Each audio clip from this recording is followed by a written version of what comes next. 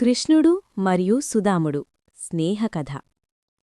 ఒకప్పుడు గురుకులంలో కలిసి చదువుకున్న ఇద్దరు స్నేహితులున్నారు.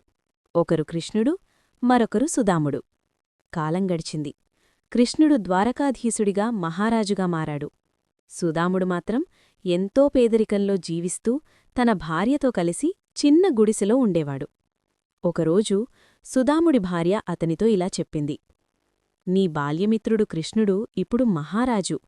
ఒక్కసారి ఆయనను కలిస్తే మన కష్టాలు తీరవచ్చు. సుదాముడు ఎలాంటి ఆశలూ లేకుండా కృష్ణుడిని చూడ్డానికి బయల్దేరాడు. తన దగ్గర ఉన్నదంతా ఒక చిన్న మూటలో కట్టిన అవలే. అదే అతను తీసుకెళ్లిన కానుక. ద్వారకకు చేరుకున్న సుదాముణ్ణి చూసి కృష్ణుడు ఎంతో ఆనందించాడు. అతన్ని గట్టిగా ఆలింగనం చేసుకున్నాడు. సుదాముడు తెచ్చిన చిన్న అవలను కృష్ణుడు ఎంతో ప్రేమతో స్వీకరించాడు. ఆ అవలు ఆయనకు అమృతంలా అనిపించాయి. సుదాముడు ఏమీ అడగలేదు, కాని కృష్ణుడు అతని మనసులోని బాధను గ్రహించాడు. సుదాముడు ఇంటికి తిరిగి వెళ్ళినప్పుడు అతని చిన్న గుడిసె ఒక అందమైన ఇంటిగా మారిపోయింది.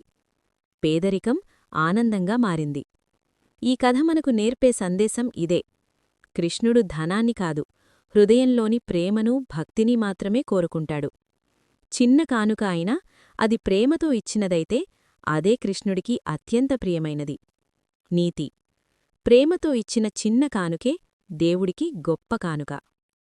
ఇలాంటి మరిన్ని భక్తి కథలు, మంచి సందేశాలతో కూడిన వీడియోలు చూడాలంటే దయచేసి మా ఛానల్ను సబ్స్క్రైబ్ చేయండి. ఈ వీడియో మీకు నచ్చితే లైక్ చేసి మీ స్నేహితుల